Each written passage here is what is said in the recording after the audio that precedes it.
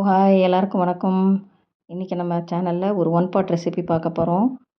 இன்றைக்கி எல்லோரும் பரபரப்பாக ஓடின்னு இருக்கிற காலம், யாருக்கும் டைம் கிடையாது ரொம்ப வெரைட்டியாக சமைக்கிறதுக்கெலாம். அதனால் ஒரு ஒன் பாட் ரெசிபி ரொம்ப ஈஸியாக பண்ணிடலாம். 1/2 hour போகிறோம். இது ஒரு ஆத்தென்டிக் இஸ்கான் டெம்பிள் தால் கிச்சடி. இது எப்படி பண்ணுறதுன்னு பார்க்கலாம். இது ஒரு ஃபுல் ஃப்ளெட்ஜ்டு மீல் ஆகிடும். எப்படின்னா, காய்கறி இருக்குது, தால் இருக்குது, ரைஸ் இருக்குது, கொஞ்சம் நெய் சேர்க்குறோம், ஸ்பைசஸ் சேர்க்குறோம். அதனால் வெல் பேலன்ஸ்டு ஒன் டைம் மீலாக இருக்கும் இது.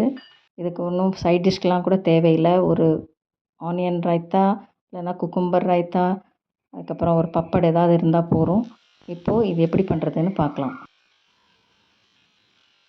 இப்போது இதுக்கு என்ன காய்கறி தேவைன்னு பார்க்கலாமா. 3 பச்சை மிளகாய், ஒரு துண்டு இஞ்சி, அப்புறம் மற்ற காய்கறியெல்லாம் நீளமாக நறுக்கி வச்சுருக்கேன். ஒரு கத்திரிக்காய், ஒரு பாதி சௌசௌ, ஒரு உருளைக்கிழங்கு, ஒரு சின்ன முள்ளங்கி, ஒரு சின்ன கேரட்டு, ஒரு 100 கிராம் பீன்ஸு.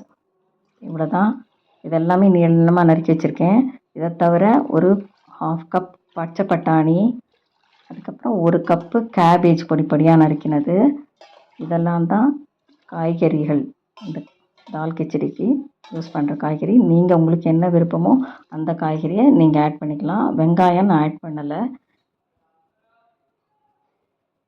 ஒரு 1/2 டீஸ்பூன் காரப்பொடி, ஒரு 1/2 டீஸ்பூன் மஞ்சப்பொடி, 1 டீஸ்பூன் கரம் மசாலா, 1 டீஸ்பூன் ஜீரகம், ஒரு 2 டீஸ்பூன் உப்பு, அப்புறம் நெய் தேவையான அளவு, அதுக்கப்புறம் நல்லெண்ணெய் தேவையான அளவு. இந்த நெய் நல்லெண்ணெய் மட்டும் நம்ம யூஸ் பண்ணும்போது எவ்வளோங்கிறத பார்க்கலாம்.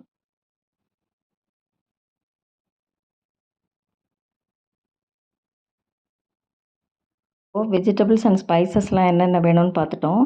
அதுக்கப்புறமா நமக்கு தேவையான 2 முக்கியமான பொருள் அரிசியும் பருப்பும்.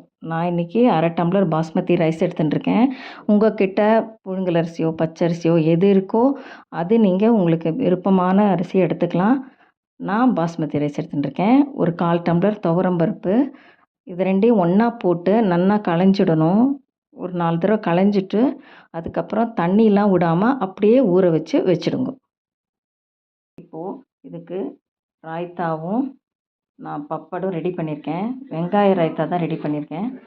அது 2யும் சைட் டிஷ்ஷாக வச்சு சாப்பிடும்போது ரொம்ப டேஸ்ட்டாக இருக்கும்.